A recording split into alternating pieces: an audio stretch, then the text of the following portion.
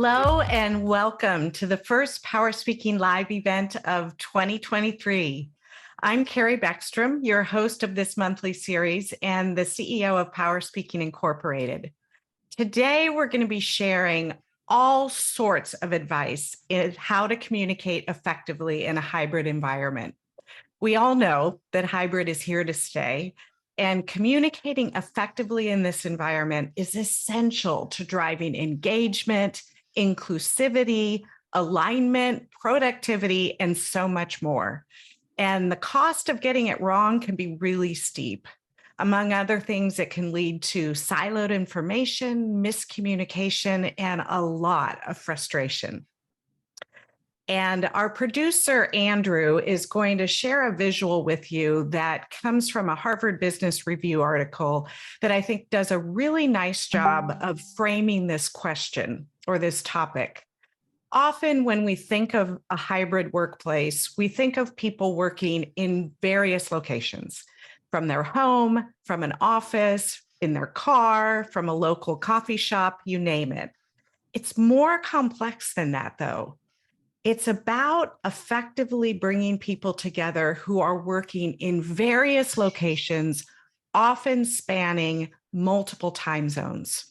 So the focus of our conversation is really up in that right quadrant. This is about how you get communication right when communicating with people everywhere, anytime. Now, I'll note that I am going to do my best job of modeling communication best practices throughout this session. I have the task of engaging and including my virtual audience. Additionally, I need to do the same for my audience of one here in my home office, who is my cat, Walter. And he is less forgiving than the humans that are in this audience, so I have my work cut out for me. Thankfully, I am not going it alone, though. I have with me three expert panelists that I am eager to introduce you to. First of all, we have Jenny Devon. Jenny and I had the pleasure of working together for several years while I was at ADP. Jenny's career has continued to grow. She is currently the head of communication for the transformation office at ADP. Additionally, she leads global internal communication, which is no small feat. Jenny's audience includes over 60,000 associates in a hybrid environment, serving 1 million clients in over 140 countries. So needless to say, Jenny is going to be drawing from a wealth of experience in navigating the complexities that this type of very massive hybrid work environment entails. Also joining us is Amy Ferber. Amy Ferber is one of PowerSpeaking's master facilitators. She's so good that she's also responsible for helping to certify new facilitators who join PowerSpeaking on our various programs. In addition to the work that Amy does for PowerSpeaking, she works with many leaders of nonprofit organizations and helps in a virtual setting. She also teaches elementary school faculty, and students in public speaking. Last but not least, we have another Amy. This Amy is Amy Riley. Amy is also a master facilitator for PowerSpeaking. Additionally, she is a renowned speaker, author, and leadership development coach. Amy has over 25 years of experience working with leaders of various levels, and she also recently published her second book, The Courage of a Leader. It's a great read, and it is an international #1 bestseller. And Andrew, if we, Andrew, he's always ahead of the game. If anyone is interested in checking out Amy's book, we've shared a link in chat. Speaking of chat, I posed a question for you all at the beginning. We'd love to hear from you. And if you would, share in chat. Some of you have already done so. Thank you, Mary and Sham. Share in chat what you find most challenging about communicating in a hybrid environment. We really want for this to be interactive. So at any point, if you have a question or advice that you'd like to share, we'd love to incorporate that into the conversation. The same goes for you, Walter. If you would like to contribute, please do. All right, so let's give each of our audience members a chance to share just a little bit more about themselves. I think that always provides some nice context to the advice that you'll be sharing. So let's start with you, Jenny. So first of all, I just want to say it's just an honor to be here with Carrie. I really enjoyed working with her at ADP. I mentioned to some colleagues that I was going to be participating on this panel, and their face lit up, as you would assume, just to be reconnecting with Carrie. And also, you don't go it alone. So although I'm here on the panel representing ADP and our team, the internal communications team is fantastic and outstanding. We're a small and mighty team, but without the team and each individual really using and leveraging their strengths, the diversity of our team, the absolute care and commitment that our team has, I wouldn't be here. I would not be able to participate. So I just want to say thank you so much to the team, and thank you, Carrie, for having me. I see a lot of frustration, and I feel the frustration that people are commenting on in the chat. The comment that I see around video fatigue, wow, no one said to me, I wish your email was longer. No one said to me, I wish the video was longer. No one's asked me for more emails about a topic. So I do feel like this panel will be very productive, Carrie, and I'm just honored to be here with you and really appreciative of anyone who's joining in. Wonderful. Thanks so much, Jenny. And I do miss those cherished colleagues at ADP. So thank you for extending that. How about you, Amy Ferber? Good morning, everyone, or good day, I should say. I've gotten in that practice in the last few years. I love learning and I love teaching. And so at the beginning of the pandemic, when we all jumped into the deep end of Zoom or some various platform like that, I discovered that I was going to try and learn as much as I could to be able to help other people connect in ways that they never had before and were suddenly forced to. And so I helped nonprofits, I helped community members, the schools, teachers, kids, and even my elderly friends who barely ever really got onto a computer or an iPad to be able to connect with their grandkids or log into a local community meeting. And in recent times, in the last year and a half or so, I jumped in to learn more about presenting in this hybrid way or connecting in a hybrid way so that I could teach other people how to do it more effectively as well. And so through my work in the community primarily, as well as my work with PowerSpeaking, I am looking forward to having this conversation today and to hear about all of the wonderful insights that my colleagues here on the call have to share with you as well. Terrific. Thanks so much, Amy. And how about you, Amy Riley? Yeah, thanks, Carrie. I'm glad to be here and super proud to be a PowerSpeaking facilitator and coach. And I'm passionate about supporting leaders.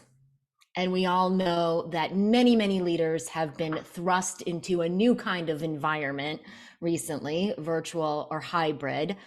So I have been working to support leaders inside of that. It's the topic I've been speaking on the most. How do we foster our culture in a hybrid world? And I do think that it takes courage to be vulnerable, to put yourself out there, to find new ways to connect with your team members and your colleagues. And I think it involves each leader finding their own way with their team or their group. And I'm here to support that. Terrific. Yeah. And Amy, you're a great example of someone that's showing a great deal of flexibility. Amy has her own podcast and has a very sophisticated home office setup. It just so turns out she's traveling this week and is needing to improvise at a friend's house. And you're doing a remarkable job. So thank you for modeling how this works. So I'm going to start with a question, and then Brian, our moderator, if I could get your help, I see we've got some great input coming through chat.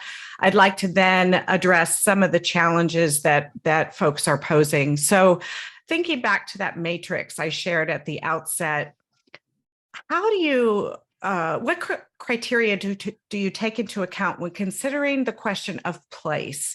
Meaning, how do you determine when it's best to bring a group of people together in person? So often I'm seeing a lot of companies make what I think is kind of an arbitrary edict, which is, you work from home on Monday and Friday, you come into the office Tuesday through Thursday.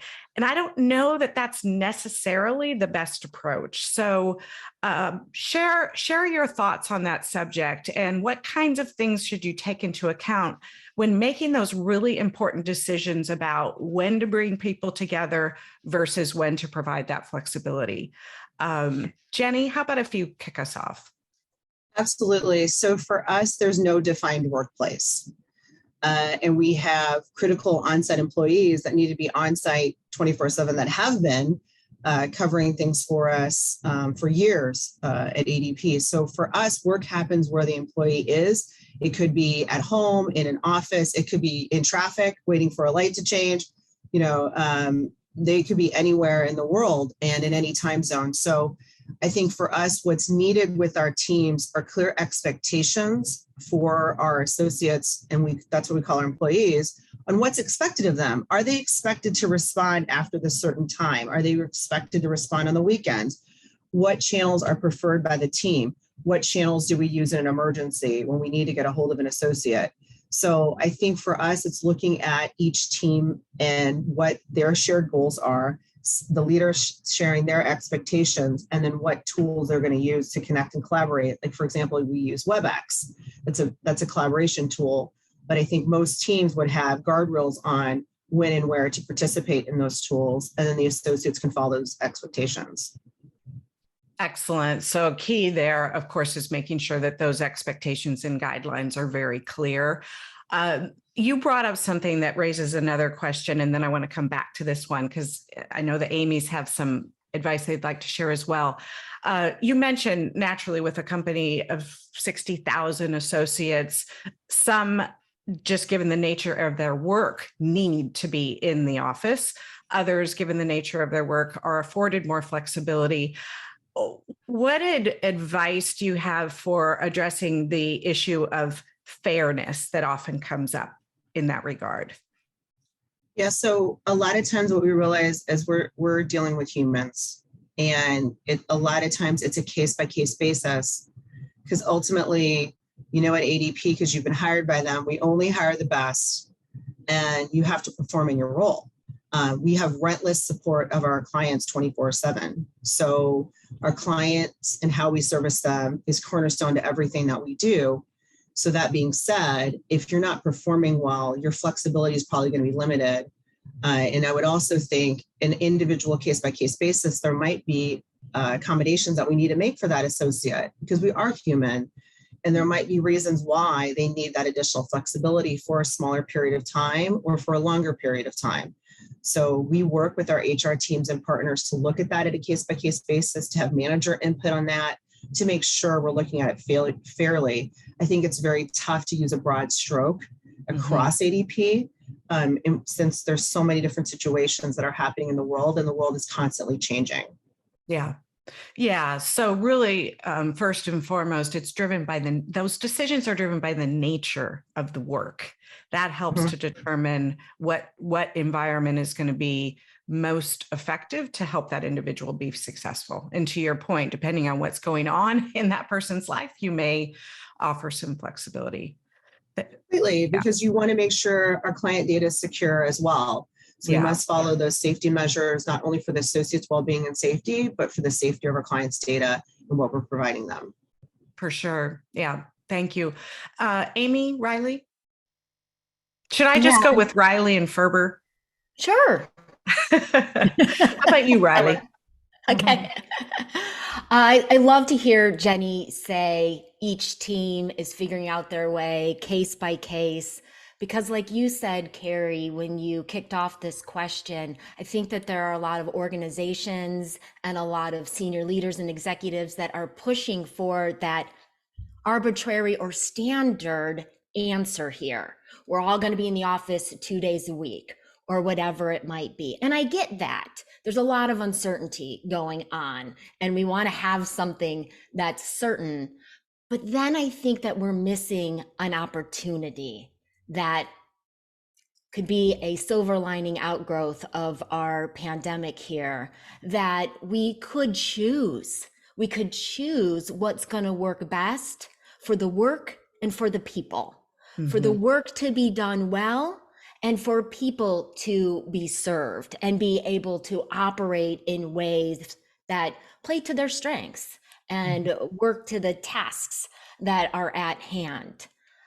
So I've been encouraging leaders, hey, look at the work and which environment is best going to serve the kind of creativity or interaction or focus or integration that's needed. Studies showed after our shutdown period of time, where everyone was thrust into virtual, teams that were working on familiar work, they did well. They figured out how to do it. They figured out how to connect. They did a really great job. Where we suffered was new initiatives, cross-functional work. So we could use that as starting guidance right there. If you're doing familiar work, have people stay in their homes or stay wherever they're most comfortable.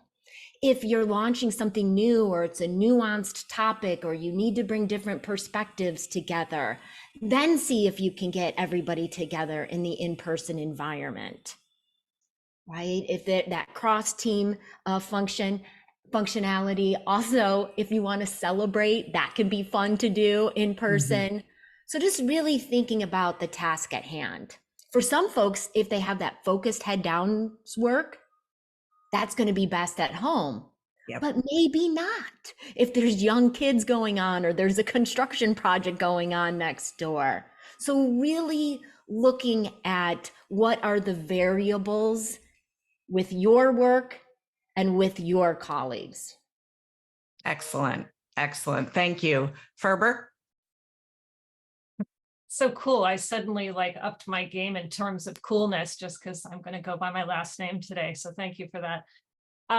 One thing I would say to tag on to what Amy was saying was what was coming to mind for me, which is depending upon what the task is how we adjust for the need to come together. And I thought of a few things that came to mind for me.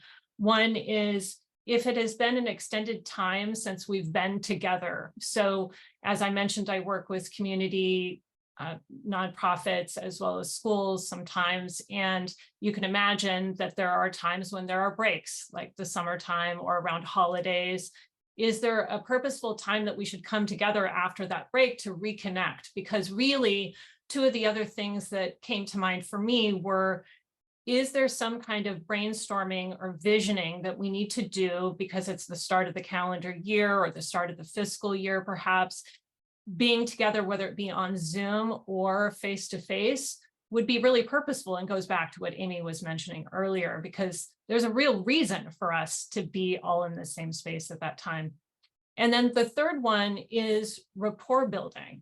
So if there is an opportunity for all of us to come together, it is not arbitrary, it's very purposeful. We have new team members that have joined us in the last quarter or 6 months or a year that we haven't purposely come together to be able to connect with. And so I think between really being purposeful in terms of the visioning or brainstorming after a pause or a longer period of time that we haven't come together. And then finally, that piece around rapport building, I think, is pretty key. Excellent. Thank you, Amy. I was totally listening. I was just looking at the chat as well. And your point is being underscored. The more specific we can be about the who and the why when deciding who comes into the office, the more efficient and effective the work will be. Yeah, really, really good point. Thank you, producer Brian. On that note, Brian, could you bring up some of the challenges that are coming through chat so we can talk about them? Yeah, absolutely. We do have quite a few challenges here, but to me, and correct me if I'm wrong, they seem to kind of fall into the same couple of themes. And we've already touched on it, but it seems like the challenges that everybody is dealing with is that challenge of real connection and engagement when you're dealing with both modalities. Excellent. And I saw someone say without making it feel forced. So let's dig into that. How do we build that genuine sense of camaraderie, connection, and overcome those feelings of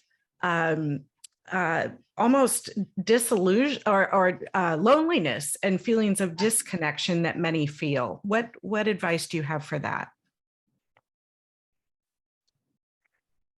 I can jump in here, Carrie. I think that we want to be encouraging every leader, and for every leader to be encouraging every member of the team to be inclusive, to look at their work. What voices, what perspectives are being included? How can you include other voices? How can you reach out in a meaningful way? How might that person want to be approached, and be able to say, you provide this kind of value. We need that value in this conversation or on this project. You always bring interesting views from this perspective.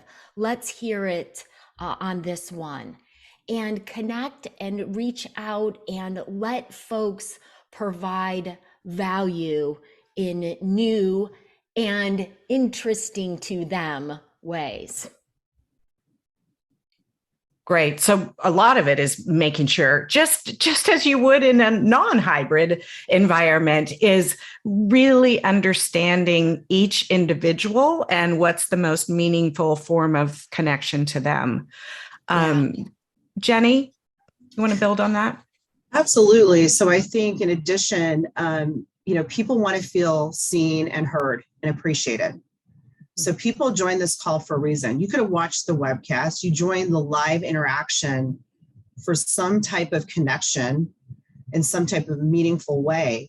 So for me, and we all know what this feels like. We've all joined calls where we didn't know if people knew we were on the call or not, because we were dialing into WebEx, we're dialing into a Microsoft Teams meeting. You're not sure if people actually even know you're present, and you're trying to feel present and feel engaged, but you have all these other things going on at home or things going on in the background, and you're trying to stay connected to the event as an attendee. Then you have leaders that are with people in person, trying to connect with them, maybe forgetting about that virtual audience and not doing that engagement. So I think up front, you need to be really upfront about your goals for that meeting, how you expect people to participate and join, and modeling that behavior, but also making it an even playing field with everyone. If I'm doing something in person with the team that involves a game or something, and you're watching it online and you can't participate in the chat or in some way, you feel left out. Like, why was I here? So I saw you all having fun and I don't get to participate. And so we try to host events with themes that everyone can participate regardless of where they live in the world of their experiences. So usually we choose fun things like movies, or we choose fun things like traditions, where people have experiences to share and they can contribute in the fun. We try to choose trivia that's very fair to people. We don't just choose 80s music from the US. We try to choose topics that a lot of people can participate in. And then, that they can learn and contribute. Why are you inviting them to this meeting if they're just watching what you're doing? Could they have gotten the information in a different way and not felt left out? So we want to consider that too. And I see someone saying breakout rooms. I love that. Getting smaller groups together, bringing them back to a larger group to share in the learning. Great idea. Excellent. And that gets to a point that someone brought up earlier about competing, competing screens, competing distractions. So ensuring that those expectations for the meeting are clear and making the meeting about actually making decisions, collaborating, not just providing updates. I think it's even more important in this hybrid environment that you think strategically about where asynchronous communication is most important. And if it's merely an update, do it asynchronously. Use that precious time in which you're coming together to actually collaborate, connect, innovate, make decisions, et cetera. Also, Jenny, I love that concept of a theme that is one that everyone can identify with. And Ferber, I remember when we were chatting, you were saying that some of the leaders that you work with were pushing back a little bit on ensuring that there's a balance of more of that personal connection with the business at hand. Do you want to build on that? Yeah. So I think that there is a challenge that we all face when working with leaders, or even if we are the ones leading the meeting, which is finding that balance between we're here to get work done in this meeting, and we're here also to create connections so that we can get the work done more effectively. And I just had a conversation yesterday with someone about this, where when we were all face to face, a lot of the rapport building and connection stuff happened on the walk to the meeting, when you ran into somebody picking up your coffee or your chai, and then you're walking for 5 minutes. Oh, the rain, it's been wild around here. And then you feel this immediate connection with the person. So when you sit down in the meeting, you can just jump right into the content. But it is different now. And so when I've worked with leaders around this, and even myself led meetings, committing to at least the first 10 minutes of the meeting being about connection. How are you going to do that so that the people who are virtual, as well as the people who are face-to-face, can start to feel a connection with everyone in the meeting? And back to Jenny's point, I think it is really critical that you as the leader are purposeful for the folks that are at home. How are you going to make that happen for them? So if there's a game, or there's a, we're doing something related to trivia or some of those other wonderful ideas that Jenny was mentioning, it may be happening in the room, and it may be happening in a breakout room. And you as the facilitator are saying, we have 5 minutes to have this conversation, and then we're going to come back and we're first going to hear what the hybrid folks had to say about this. That is the biggest shift for me, is prioritizing the folks who are in the virtual space to help them understand that they are still super valuable to this conversation, and they aren't meant to be observers here. They're meant to be integrated into the meeting. And so the pushback, albeit I understand, right? We want to get the work done. I have seen time and again, the work gets done more effectively if we have that time at the beginning to connect. Absolutely. I also like being really cognizant of leading with the virtual folks, because they're naturally going to feel less connected. So that's a way to try to level the playing field and ensure that they know from the outset that they're an equal part of the conversation. I also think there's an opportunity to lean into some of the advantages that the virtual participants have. They have the benefit of the platform tools. They have the benefit of, in the moment when someone's talking, adding a reaction. That's a little bit more difficult to do when you're in person. So I think highlighting those things as well is important. I want to share just a quick story that underscores the importance of what you're talking about, Ferber. We have a standing monthly leadership meeting that is typically really packed with dense business work we need to do. It's reviewing the financials, it's reviewing our strategic initiatives, where we have risk, et cetera. And one of the months in which we had this standing meeting, the day before a tragic mass shooting occurred that was, it just rocked the nation, and it was very troublesome and concerning and on the minds of everyone. And I made the mistake of starting the meeting with business as usual. I just dove right into our agenda, and it was unusually flat. There wasn't as much engagement, not nearly as much participation. And my wrong, I didn't until near the end of the meeting acknowledge, gosh, I'm not feeling a real sense of connection and engagement. And I want to credit our president, Mary McGlynn, who's joining us today, for saying, I don't know about the rest of you, but it's really, really hard for me to focus on this given what happened yesterday. And we ended up going 30 minutes over because everyone needed to talk about how they were feeling about the situation. To your point, Amy, that would have happened naturally if we were in person. When people were starting to gather, the conversation would come up organically, and we would spend whatever amount of time is needed before diving into the business at hand. So it's just so much more important to be much more thoughtful and purposeful about inviting that conversation that has to happen before any kind of business can get done in that particular situation. Brian, what else do you see coming through? I love the engagement of this group. Yeah, I think Hannah brought up an interesting point, and I don't know. I know Amy, you've done a lot of research. Amy Riley, you've done a lot of research on this too. I'm sure everybody has, but she's saying she's coming up against a challenge of companies asking for data or proof that proves that there is a positive shift in productivity being in person. Like what are the arguments for? So what are the arguments for having a hybrid environment where some people are virtual and some people are in person? Anyone have thoughts on that?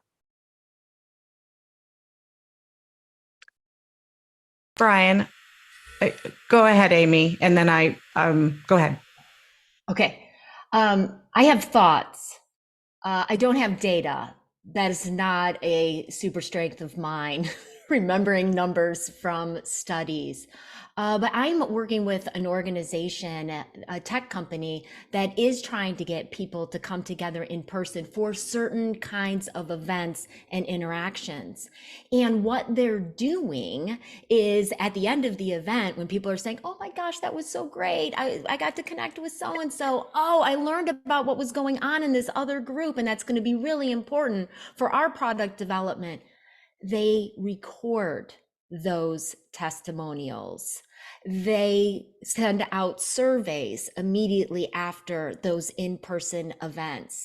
And so they're gathering that data and they're gathering those testimonials. So the next time that they're planning an in-person event and they're communicating about that, they can share out with employees, here's what your colleagues thought about our last event like this, to let folks know what's possible, because we forget.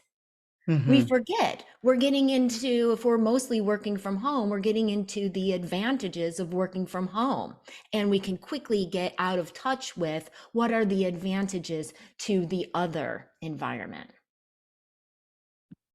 Wonderful. Thank you for adding that, Amy. I'd also like to address a question that came up from David Goad, and then we'll go to a few others. Something I've missed most about in-person collaboration were the accidental or impromptu chats in the hallway or cafeteria, especially with senior executives that are hard to schedule a chat with. Have you been able to foster that kind of casual conversation and relationship building in the new hybrid environment? Jenny, this has to be something you deal with. Definitely. And I think for us, and I saw Tila Jackson's on. She is the most connected HR leader in Atlanta, Georgia, by the way. So we're really lucky to have her here. So if you're not connected with Tila on LinkedIn, I would tell you to do that. And she's I've learned so many great best practices from her, but we all want to build trust. We want to build trust with each other. We want to build trust with our teams. We want to build trust with our leaders. That's going to lead to better communications across our organizations and teams. And we're investing in our career when we're building those relationships. Everything is about who you know to get to that next level, lift as you climb, all of that great advice. So when I look for connection and I look for people who are naturally doing it. So if I want to connect to more leaders across ADP, I wouldn't look for some random thing like who's online, who's doing this, are they available or not, are they green or red on WebEx? I'm going to look for the people that naturally like to network online. I know they're probably more apt to want to connect with me. And they could be introverted and just putting on a show online, but they're still looking for connection. They're not posting to LinkedIn so no one will see their post. They're posting to LinkedIn because they're looking for connection. And so I look for those connectors in the companies or organizations of people I want to meet. And then I take a moment and write a thoughtful message to them in a channel where they can see I'm also an employee. I'm also an ADP associate. I saw your post on LinkedIn, Carrie. It's amazing what you're doing with PowerSpeaking Live.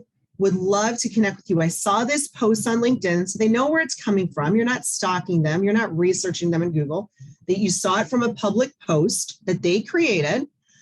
And I wanted to connect with you, Carrie, about this because I would love to learn more about this aspect of communications from you. I've never had somebody say no to that. I've had somebody say, hey, get with my admin. I'll speak to you in a couple weeks. Oh my gosh, you made my day. I didn't think anybody even saw that post. That means so much to me. The reaction's always been positive because it builds connection and trust right away and how you connect with them.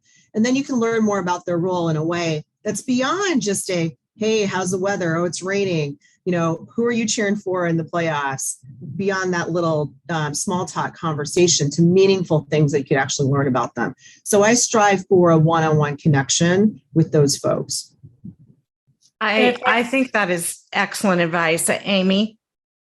I was just going to say, one of the workshops that we teach, Confident Speaking for Women, what you just said, Jenny, would be such a great example to support what we are teaching in that class, which is if you're working to connect with people, have a reason to do it. And this is really what we're talking about today. Have a reason to meet, have a reason to come together in whatever format that is. But I just wanted to highlight what you said, and I love it, which is not only is there a purpose and a reason to connect with that person, but you're also complimenting them at the beginning. I mean, I don't know about the rest of you, but if somebody wrote me an email and said, Amy, I just loved, XYZ thing that I saw you on, and I was hoping that you could give me a little bit of advice because I'd like to be able to do that someday, I would probably be okay with responding in a positive way to that connection. So I think we need to let go a little bit of the nervousness or anxiety that we may feel about connecting with folks that are in a higher position than we are in, and just realize that people are out there wanting to help, wanting to connect as much as we are. Absolutely. And I think the key point that we're conveying here is, in large part, it's on the individual. It's up to each individual to be very intentional and proactive about trying to make those connections. And it has to be even more intentional in this hybrid type environment. And I think especially about young professionals whose career is starting remotely, where they don't have the benefit of that face time with leaders to really build those relationships. So I think we can't just assume that young professionals are going to know how to do this. I think we need to give them a playbook, give them the strategies and approaches, and certainly have an expectation for leaders too, to make sure that part of the onboarding process is reaching out, making those connections, and help to make them feel very welcome and part of the organization. Okay, great. So I want to, oh my goodness. We made the decision to move these events from an hour to 45 minutes, and I'm now disappointed that we did that. I can't believe there's only 3 minutes left. Oh my gosh. And thank you so much to everyone that contributed. I should stress that we follow this up with a blog. So we'll be including a lot more advice and best practice approaches in the blog, which is available to all of our subscribers. Let's close by giving each of you the opportunity to share your parting advice as it relates to hybrid communication and connection. What do you want to leave your audience with? I can start. I would say take risks. Try new things. We're always innovating. Our team is so creative. We have idea storms. We get together and one idea leads to a better idea, leads to even better idea. We tried lots of things like putting up screens so the chat is running live for the execs on the stage. So they actually can see the chat and make comments to it, and they loved it. So I had a lot of pushback from people. It's too busy. They won't like it. They actually like it. It keeps them engaged too, because they can see how people are reacting to what they're saying in real time. But you're going to try things and fail. Our internal communications team, we try things all the time. It didn't land like we thought. Guess what? We're all still working and moving forward, and we learn from it. And it might be better for a different type of event or a different purpose. So I would give yourself some grace. We've all been through a lot for the last few years. You're here. You invested your time in yourself to hear this insights and to come join us today. But walk away giving yourself a little bit of grace and knowing that your ideas may not land or they may soar, and just have some fun with it. Think about what you would want if you showed up to the meeting, to have a little bit more fun and engagement from everyone, wherever they are in the world. Experiment and have fun. Love it. Which Amy would like to go next? I can go. Because I also teach presentation skills, I would say if you have the opportunity to present in a hybrid format, to remember a couple of things. One is to always practice in the space that you're going to be presenting in, and make sure that you have someone in the virtual environment that is your partner in that experience. Amy Riley and I had the opportunity to do this recently at a PowerSpeaking meeting that we were participating in. And it makes a huge difference to feel like you have support in the other space. So whether you are in the face-to-face room or you're in your home office, make sure you have someone else in the other space that is on your team, because it can help reduce a lot of that stress knowing what's going on in that other environment. And so I really encourage you to think about that as you are either leading meetings or presenting in one of those environments. Essential. Riley, bring us home. I'll piggyback on that. Amy and I have been working together to put together updated content for a PowerSpeaking module in our presentation skills course. And something that we're being really intentional about is telling folks when it's time to present in a hybrid environment, there might be a lot of things that you can't control. Sometimes there are internet bandwidth issues. Sometimes there's background noise as someone's blowing leaves next door. Maybe you can't move the cameras, right? They're bolted to the ceiling from the way it was set up before. One thing you can always control is how clear your instructions are for interaction. Let virtual audience members know when you have a question, please use the reactions button and electronically raise your hand. My partner, Amy Ferber, will be on the lookout for those raised hands. In the room, please physically raise your hand, and I'll make a note when you have a question. Be really clear about what those instructions are for both audiences, and don't ever let one segment of your audience feel like the secondary audience. Great. Wonderful advice. There's been a lot of themes. I want to thank you very, very much for your participation and sharing your insights. Also, if you didn't notice, Jenny dropped a really, really valuable resource in chat from the ADP Research Institute. So grab that if you haven't already. And thank you. Thank you all for your participation. Again, No will be sharing more in our upcoming blog. And in closing, we're going to show a slide that features next month's PowerSpeaking Live event.